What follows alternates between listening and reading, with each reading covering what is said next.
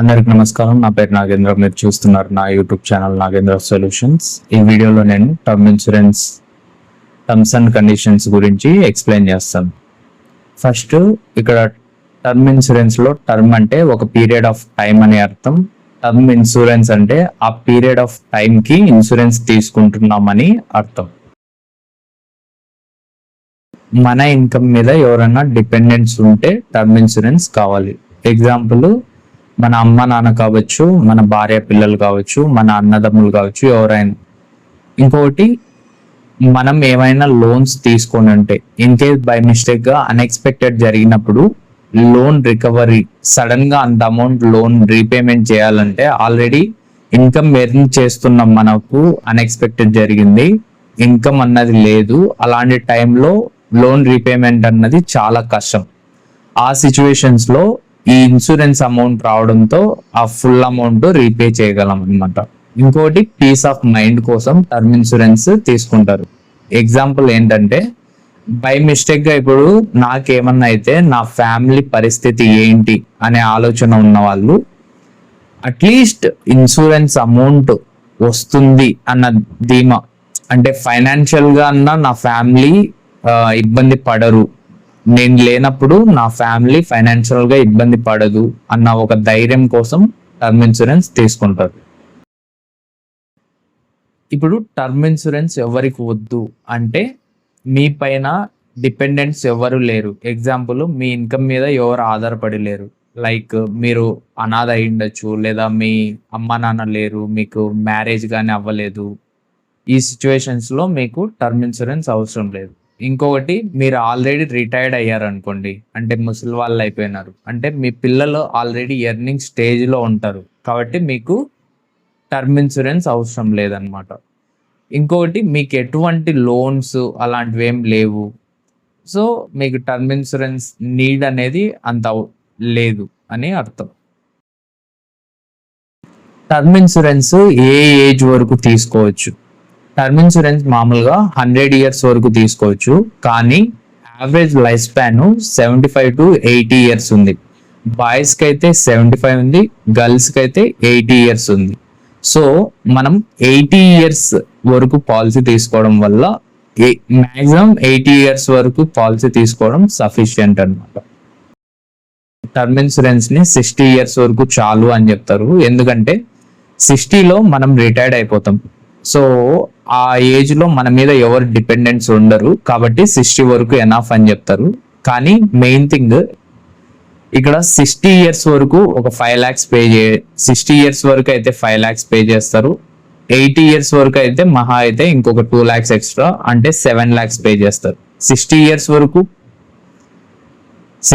వరకు పాలసీ తీసుకొని ఏం అవ్వలేదు, పాలసీ క్యాన్సిల్ అయిపోద్ది. అదే 80 years వరకు ఇంకొక 2 lakhs ఎక్స్ట్రా పే చేసి 20 years కవరేజ్ ఎక్స్ట్రా తీసుకోవడం వల్ల 80 years వరకు పాలసీ తీసుకుంటే మనం ఎలాగో న్యాచురల్ గా 75 to 80 మిడిల్ లో చనిపోతాం.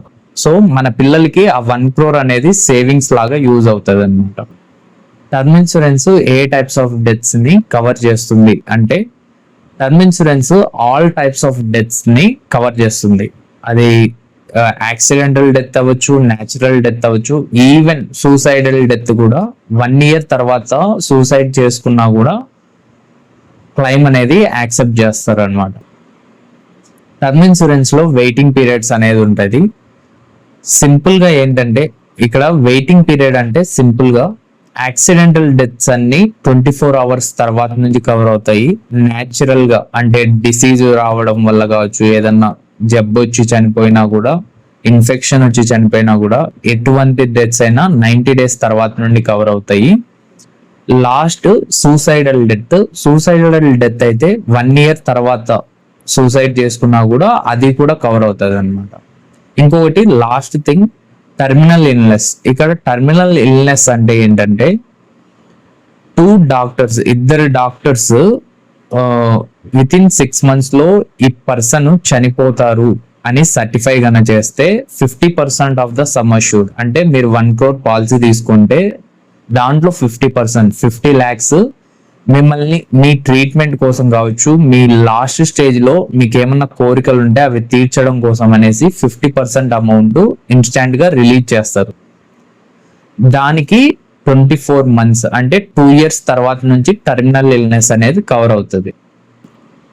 సింపుల్ యాక్సిడెంటల్ డెత్స్ అన్ని 24 hours తర్వాత నుండి కవర్ అవుతాయి. న్యాచురల్ డెత్స్ అన్ని 90 days తర్వాత నుండి కవర్ అవుతాయి.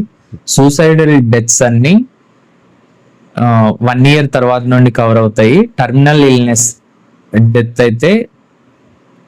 ఇల్నెస్ అయితే 2 years తర్వాత నుండి కవర్ అవుతుంది.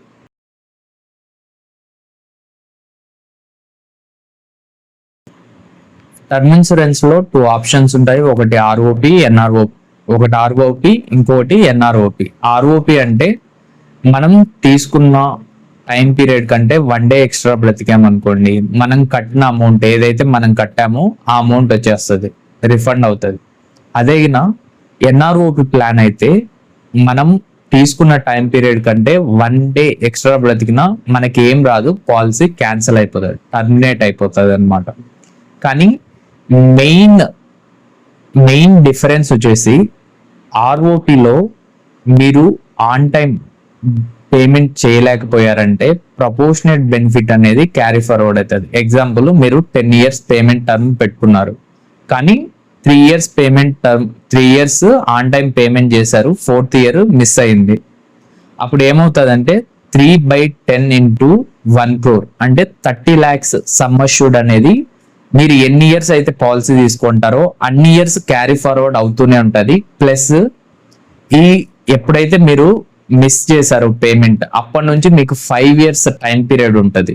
విత్ ఇంట్రెస్ట్ విత్ పెనాల్టీ కట్టేసి మళ్ళీ పాలసీని రివైవ్ చేసుకోవచ్చు. అంటే సేమ్ బెనిఫిట్ క్యారీ ఫార్వర్డ్ చేసుకోవచ్చు అనమాట. అదే ఎన్ఆర్ఓపి ప్లాన్ లో అయితే మీరు 1 day మిస్ చేసా కూడా పాలసీ అనేది క్యాన్సిల్ అయిపోద్ది. ఇది సిస్టమ్ జనరేటెడ్ కాబట్టి ఆటోమేటిక్ గా పాలసీ ల్యాప్స్ అయిపోతుంది. మీరు ఎవరిని రిక్వెస్ట్ చేసినా కూడా దాన్ని మళ్ళీ ఏం చేయడానికి ఆప్షన్ అనేది ఉండదు అనమాట. అది మెయిన్ డిఫరెన్స్. ఆర్ఓపికి ఎన్ఆర్ఓపికి 2 options ఉంటాయి. ఒకటి రెగ్యులర్ పే, ఇంకొకటి లిమిటెడ్ పే. రెగ్యులర్ పే అంటే మీరు ఎగ్జాంపుల్ 80 years పాలసీ తీసుకుంటే 80 years వరకు ప్రతి ఇయర్ పేమెంట్ చేస్తూనే ఉంటారు. కాబట్టి చాలా రోజులు పేమెంట్ చేస్తున్నారు కాబట్టి ప్రతి ఇయర్ తక్కువ ప్రీమియం వస్తుంది. అదే లిమిటెడ్ పేలో అయితే, లిమిటెడ్ పే అంటే సింపుల్, మీరు 80 years వరకు పాలసీ తీసుకున్నా కూడా మీరు 10 years కానీ 20 years కానీ 30 years కానీ మీరు సెలెక్ట్ చేసుకుంటారు ఎన్ని ఇయర్స్ వరకు నేను పేమెంట్ చేస్తాను. మెజారిటీ కేసు మనం సజెస్ట్ చేసేది మాక్సిమం ఒకవేళ మీరు 80 years వరకు పాలసీ తీసుకుంటే 60 years వరకు కంటే ఎక్కువ పెట్టుకోకండి. ఎందుకంటే 60 years లో మీరు రిటైర్డ్ అవుతారు. అప్పుడు మీ పిల్లల్ని ఆ ఇన్సూరెన్స్ అమౌంట్ పే చేయమని మీరు రిక్వెస్ట్ చేయాల్సి వస్తుంది. కాబట్టి మీ రిటైర్మెంట్, మీరు ఎప్పుడైతే రిటైర్డ్ అవ్వాలనుకుంటున్నారో ఆ లోపే ప్రీమియం పేమెంట్లన్నీ క్లియర్ చేసేయండి. ఫస్ట్ ఇప్పుడు ఎక్స్క్లూజన్స్ గురించి ఎక్స్ప్లెయిన్ చేస్తాను. ఎక్స్క్లూజన్స్ అంటే ఏం లేదు, మెయిన్ టర్మ్స్ అండ్ కండిషన్స్. ఈ సిచ్యువేషన్స్ లో టర్మ్ ఇన్సూరెన్స్ అనేది అప్లికబుల్ కాదు. పాలసీ అనేది క్లైమ్ అనేది రిజెక్ట్ చేస్తారనమాట. డెత్ అనేది 4 ways లో ఉంటది. ఒకటి న్యాచురల్ డెత్. న్యాచురల్ డెత్ అంటే మనం ముసలి వాళ్ళమై చనిపోవడం, రెండోది డిసీజ్ వచ్చి చనిపోవడం, మూడోది వచ్చేసి సూసైడల్ డెత్, నాలుగోది వచ్చేసి యాక్సిడెంటల్ డెత్. ఇక్కడ natural death and disease. Natural death and disease వల్ల డెత్ అవ్వడం, ఈ రెండు సిచ్యువేషన్స్ లో వెయిటింగ్ పీరియడ్ వచ్చేసి 90 days. దీనికి ఎక్స్క్లూజన్స్ వచ్చేసి ప్రీ ఎగ్జిస్టింగ్ డిసీజ్. మీరు ప్రీ ఎగ్జిస్టింగ్ ఏదన్నా పాలసీ తీసుకునే రోజు మీకు ఏదన్నా డిసీజ్ ఉన్నది, అది డిస్క్లోజ్ చేయకుండా పాలసీ తీసుకున్నారనుకోండి, ఆ సిచ్యువేషన్ లో క్లైమ్ అనేది రిజెక్ట్ అవుతుంది. ఒకవేళ మీకు ఏ డిసీజ్ అనేది లేదు, ఆ రోజు పాలసీ తీసుకున్నారు, 90 days అయిపోయింది, దాని తర్వాత మీకు ఏదన్నా డిసీజ్ ఎఫెక్ట్ అయింది, దానివల్ల చనిపోయారు. ఎగ్జాంపుల్ సన్ స్ట్రోక్ కావచ్చు, లేదా టైఫాయిడ్, మలేరియా ఇలా ఏదన్నా సిచ్యువేషన్ వల్ల చనిపోయారు అనుకోండి, పాలసీ క్లెయిమ్ అనేది యాక్సెప్ట్ చేస్తుంది. ఎంతైతే సమ్ అష్యూర్డ్ ఉంటుందో అంత అమౌంట్ మీ ఫ్యామిలీకి వస్తుంది. మూడోది వచ్చేసి సూసైడల్ డెత్. దీనికి వెయిటింగ్ పీరియడ్ వచ్చేసి 1 year. విత్ ఇన్ 1 year కన్నా మీరు సూసైడల్ డెత్ తీసుకుంటే 80% ఆఫ్ ద ప్రీమియం మీరు ఏదైతే ప్రీమియం పే చేసింటారో దాంట్లో 80% అమౌంట్ మీ నామినీకి రిటర్న్ చేసేసి పాలసీని క్యాన్సిల్ చేసుకుంటుంది కంపెనీ. అదే కింద 1 year తర్వాత అయితే నార్మల్ ఇన్వెస్టిగేషన్ ఉంటుంది. ఆ ఇన్వెస్టిగేషన్ లో ఏదన్నా మీకు పీఈడి ఉంది, ప్రీ ఎగ్జిస్టింగ్ డిసీజ్ ఉందని తెలిస్తే క్లైమ్ అనేది రిజెక్ట్ అవుతుంది. ఒకవేళ ఎటువంటి డిసీజ్ లేవు అని తేలిందంటే అప్పుడు క్లైమ్ యాక్సెప్ట్ అయిపోద్ది. ఇంకా లాస్ట్ వన్ వచ్చేసి యాక్సిడెంటల్ డెత్. యాక్సిడెంటల్ డెత్ కి వెయిటింగ్ పీరియడ్ వచ్చేసి 24 hours. ఆఫ్టర్ 24 hours ఏదన్నా యాక్సిడెంట్ జరిగితే పాలసీ అనేది క్లెయిమ్ అనేది యాక్సెప్ట్ అవుతుంది. 24 hours ముందుగానే జరిగితే క్లెయిమ్ అనేది రిజెక్ట్ అవుతుంది. కానీ ఇక్కడ యాక్సిడెంటల్ డెత్ కి చాలా ఎక్స్క్లూజన్స్ ఉంటాయి. ఈ ఎక్స్క్లూజన్స్ లిస్ట్ ఒకసారి చదువుతాను, వినండి. ఒకటి, మీరు డ్రంక్ అండ్ డ్రైవ్ చేస్తున్నారు లేదా డ్రగ్స్ తీసుకొని డ్రైవింగ్ చేస్తున్నారు, అప్పుడు డెత్ అయింది అనుకోండి, క్లెయిమ్ అనేది స్ట్రైట్ ఫార్వర్డ్ రిజెక్ట్ అవుతుంది. ఇంకోటి, స్పీడ్ కాంటెస్ట్లు కానీ, రేస్ కానీ, లేదా bungee jump, mountain climbing, speed sports కానీ, సీ స్పోర్ట్, వాటర్ స్పోర్ట్స్ కానీ ఇలాంటివి చేసేటప్పుడు ఏదన్నా జరిగింది అనుకోండి, అవి రిస్కీ గేమ్స్, వాటర్ గేమ్స్ కానీ లేదా మౌంటైన్ క్లైంబింగ్ కానీ, బంగీ జంప్స్ కానీ, ఇవన్నీ రిస్కీ గేమ్స్. ఇవన్నీ ఎక్స్క్లూజన్స్ లిస్ట్ లో ఉంటాయి. సో ఆ సిచ్యువేషన్స్ లో ఏమన్నా జరిగితే క్లైమ్ అనేది రిజెక్ట్ అవుతుంది. మెయిన్ థింగ్ వచ్చేసి బ్రీచ్ ఆఫ్ లా. ఇది లా అగేనెస్ట్ గా క్రిమినల్ యాక్టివిటీ చేస్తున్నారు లేదా లాని వయలేట్ చేశారు, ఆ సిచ్యువేషన్స్ లో ఏమన్నా రిస్క్ జరిగితే అది ఎక్స్క్లూజన్స్ లిస్ట్ లో ఉంది. సో క్లైమ్ అనేది రిజెక్ట్ అవుతుంది. ఈ వీడియో మీకు నచ్చినట్లయితే లైక్ చేయండి, షేర్ చేయండి, ఛానల్ని సబ్స్క్రైబ్ చేసుకొని నాకు సపోర్ట్ చేయండి. ఇప్పటి వరకు ఈ వీడియో చూసినందుకు థ్యాంక్ యూ.